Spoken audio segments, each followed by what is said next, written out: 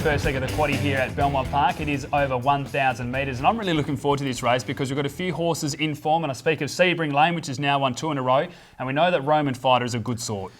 Yeah, look, Roman Fighter still stuck on the 1 win from 5 starts, but this is a galloper I'm going to love watching in its early stages because I don't know about you, but I know this horse is one day just going to absolutely kick into gear and flog a good opposition. So hopefully that is tomorrow because it looks like a great chance. Well, the replay that we're going to take a look at is Sebring Lane. It was interesting tactics from Jake Casey. He stayed on the narrow side of the track and was able to get the job done comfortably in the end. Let's take a look at that win now. Sebring Lane stayed against the flat and he's well clear. At the 250, Sebring Lane out by about 4 lengths. Amurio, Rio Flyer, Calamine. And as they come to the 150, this is a real turn up for the books. They don't really win here against the flat. And this is going to be too good, Sebring Lane.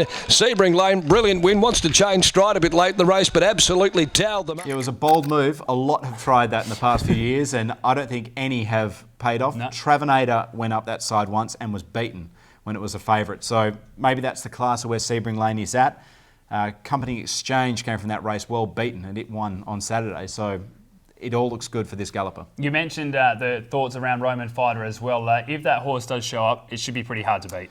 Yeah, look, Tudor Bolt perhaps was disappointing on the weekend, but I wouldn't read too much into that because, look, it was well supported in the ring. There was no discouragement there. I just don't think the horse really put it together. But whereas Roman Fighter was on the sticky part of the track last start and probably could have beaten Tudor Bolt with a fairer run. I think a horse that we're both waiting to improve is number 1, Trey Amici. David Harrison trained Emma Stent to ride with the 56.5 kilos. We know at its best form, this is a tough horse, one that's got plenty of speed and tenacity as well, but just haven't quite seen that in recent runs. Look, the last 2 starts it has yielded the speed, settled back, and it hasn't suited this galloper. I definitely think it'll be going forward, and with Emma Stent on, I think Trey Amici has a huge chance of upsetting the 2 favourites here. Well, let's take a look at selections then, and I'm going to be tipping number 6 Roman Fighter, from number 3 Sebring Lane, number 1 Trey Amici, and number 4 Stable Secret.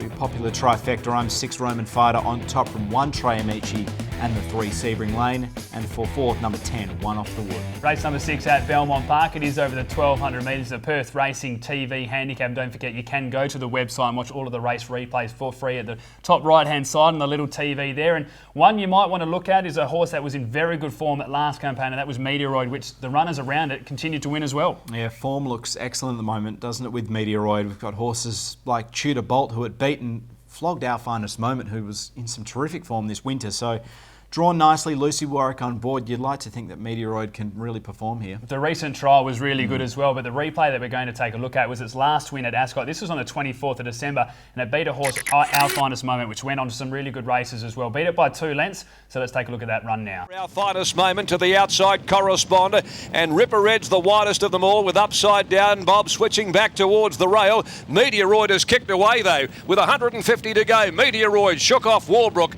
then came further back Our Finest Moment. Ripper Red, not a show at all. Meteoroid too good. Meteoroid came away, scored by 1.5 lengths. Our Finest carrying Moment. a career low weight as well now, Meteoroid. So that type of performance against that class, this is a good field. This is a very good field, but this horse is on the rise, and I think it is probably the one to beat. And I think the other thing you have to take note of as well is that Lucy Warwick doesn't ride for Simon Miller too many times. Yeah, I don't know what's happened there. I think perhaps the owners might have got involved and said, we want the best girl in the West. Yeah, you may as well go with it because she is riding brilliantly. She really is. One of the other horses, and I think the stiffest competition will come from number 6 Pratia Batira, Dion Luciani trained, Jerry Noskid ride. When you look at the horse's form lines here around Delicacy, Ideal Image, Liberty's Gem, it is a horse that does want a little bit further in distance, but can run nicely first up as well. Yeah, and I think they'll probably be settling rearward first up. That's my hunch. I'm not too sure because this horse is flexible, can go forward and back.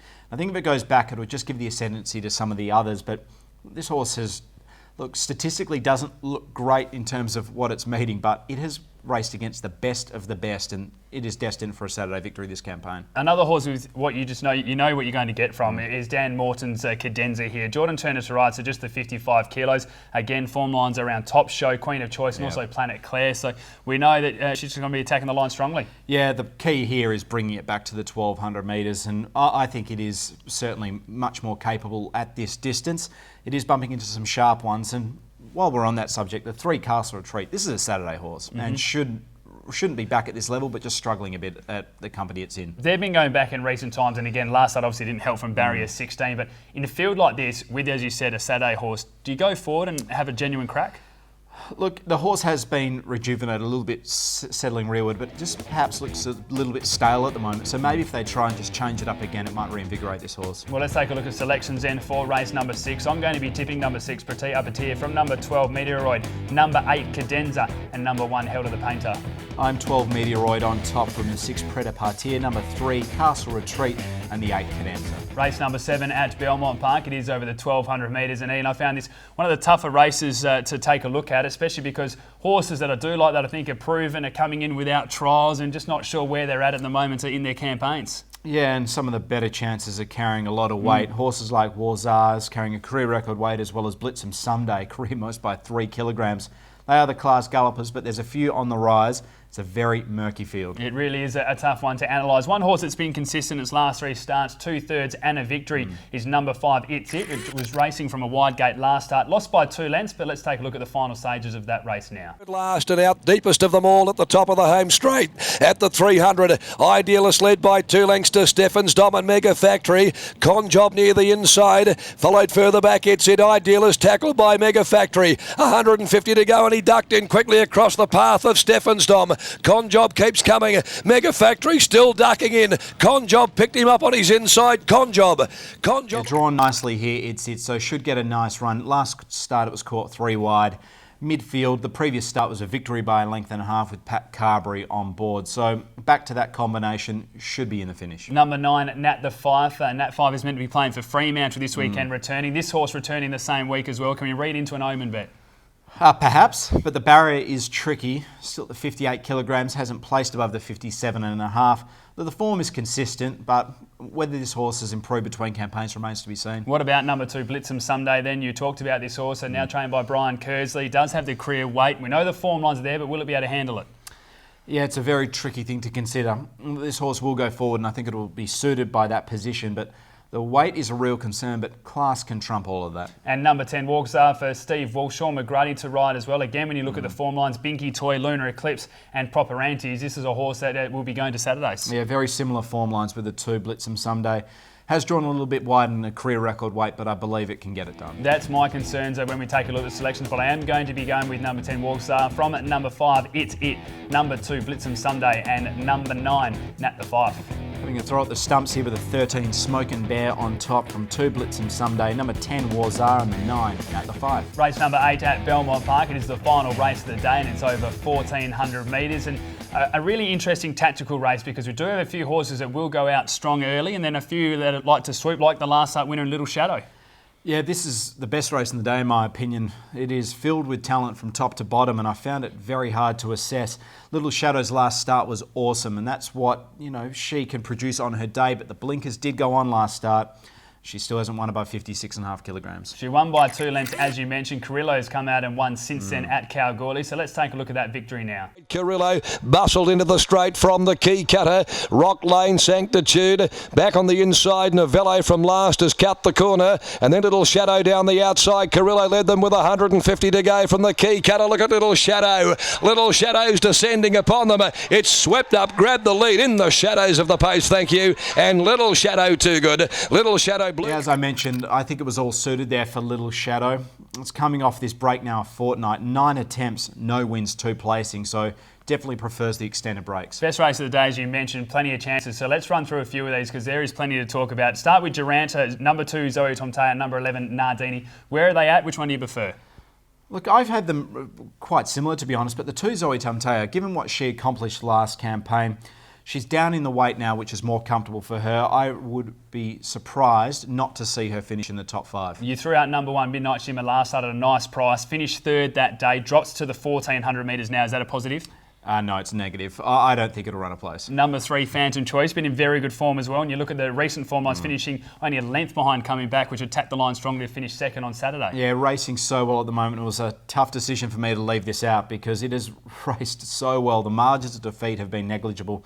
It's just the weight now, 59, given what it's been carrying in recent memory. Number 4, Believe You Can. This is a horse that we know will go forward. Yeah. Gets him with just the 56 kilos. At the 1,400 metres, I think is a nice distance as well. I think it'll be pretty hard to beat. Yeah, dismiss that last run and it is right in this. The inside barrier should help. 1,400, a slight negative, but I think it's well weighted here, should be competitive. And what about number 5, Jolly Moss? I know this wasn't for the box seat, but you didn't mind this horse last start. It jumped at $31, just lost by a nose. Same gate as it had last start from barrier 10. They went forward. Do they do the same again? I think so. It really turned its fortunes around when that went forward last start. Was really unlucky to lose, and that race was strong on the sectional times in the day. And 7 Paddy's Flat, Paul Harvey to William Pyatt. Not much of a loss there in jockeys. Drawn out wide, but I think the 1400 metres is a nice step up with how the horse has been racing this campaign. Yeah, I looked at this race book and said I'm not falling for Paddy's Flat again, but here I am tipping it on top. Well, let's take a look at selections then. I'm going to be tipping number 4, Believe You Can, from number 7, Paddy's Flat, number 1, Midnight Shimmer, and number 3, Phantom Choice. I'm 7 Paddy's Flat on top from 2, Zoe Tumtaya, the 5, Jolly Moss, and number 11, Nardine. Time now to take a look at the best bets for the card, and I'm going to be tipping race 3, number 3, Van Ripper, and race 4, number 5, Shotgun. I'm with you, race 3, number 3, Van Ripper, and race 7, number 13, Smokin' Bear. Don't ask me why. And as we said, it is a very good race card, some really competitive races as well. Make sure you do follow us on social media for all of that late mail on Twitter. Hopefully you found the listeners a couple of winners. Yeah, hope so, because it should be a profitable day. We'll see you again with another edition of Box Seat on Saturday. Quick,